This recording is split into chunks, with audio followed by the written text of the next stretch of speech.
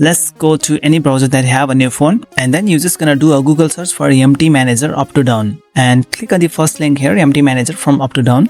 Scroll down here and tap on get the latest version. Scroll down and you're gonna tap on download here. I have already downloaded the APK file, so I'm just gonna go to downloads and then install it right away from here, this one here, and tap on install. You might get a dialog from Google Play Protect mentioning that MT Manager might not be safe. But let me tell you that MT Manager attempts to modify the Android apps, so it might be flagged as harmful, but it's totally safe. So tap on more details here and tap on install anyway. Once you do that, you're gonna have to enter a PIN code or access with biometric, and it's installing now. Tap on open after the installation, and it's in Chinese language here. Tap on read and agree here. Allow the access to medias and photos, and we're gonna tap on OK and grant the permission. Tap on allow access to all files. Go back.